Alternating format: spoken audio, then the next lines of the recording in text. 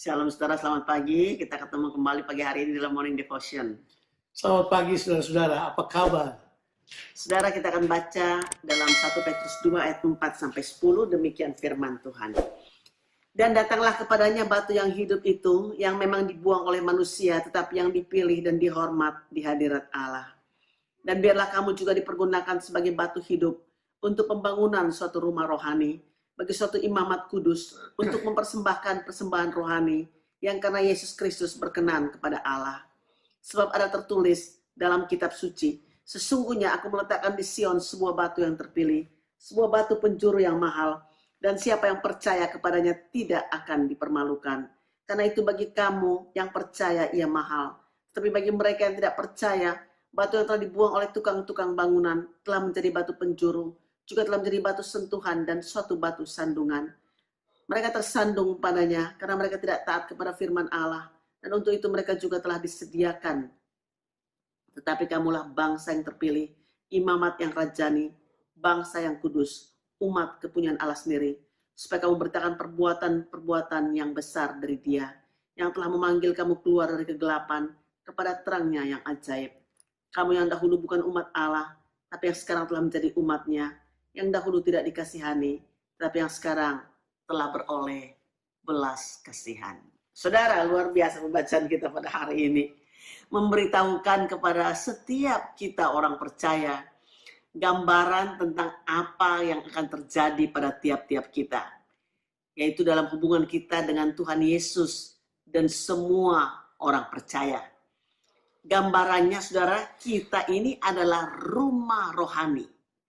Kita walaupun punya masa lalu yang kelam, kita tertolak, kita adalah orang-orang yang tidak dianggap, tapi dalam Kristus kita semua akan terlibat dalam pembangunan rumah Allah atau bait Allah yang bukan terbuat dari batu bata, bukan terbuat dari semen saudara, ataupun besi, tapi terbuat dari kita sebagai batu yang hidup dan dibangun sebagai suatu imamat yang kudus untuk mempersembahkan saudara persembahan yang berkenan kepada Allah. Nah, jelasnya bahwa rumah rohani ini itu adalah sebuah rumah rohani dengan Yesus Kristus sebagai batu penjuru. Amin. Nah, kata batu penjuru dalam bahasa Inggrisnya cornerstone, ini adalah batu yang paling penting untuk sebuah bangunan rumah. Sebab dialah yang mengikat semua batu untuk dapat berdiri kokoh supaya tidak gampang runtuh.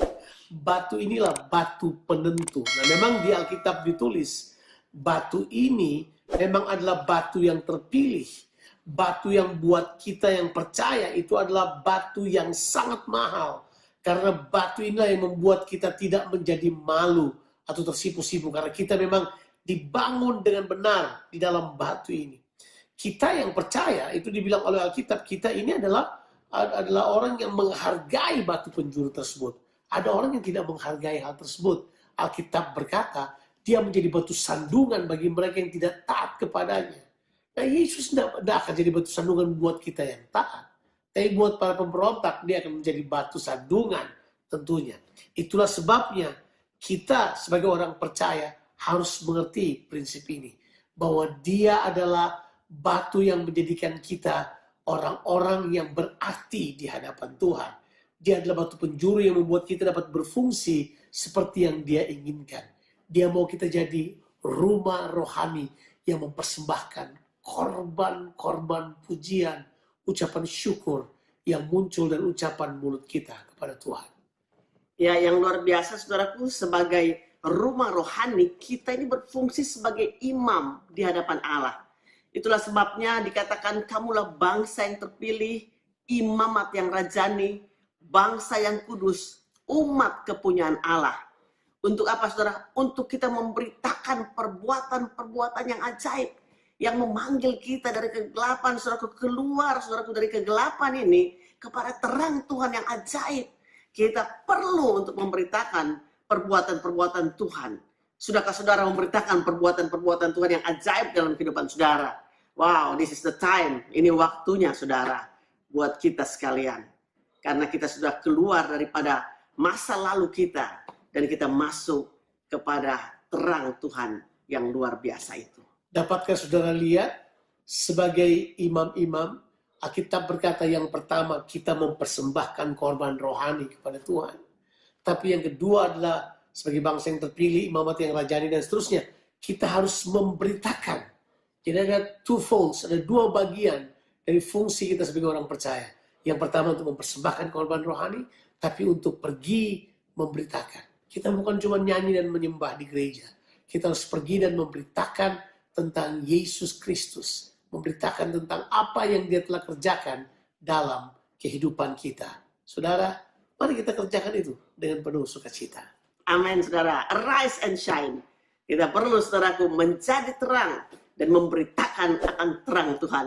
Karena kita sudah mengalami perkara-perkara yang luar biasa di dalam Tuhan. Have a blessed day. Amin.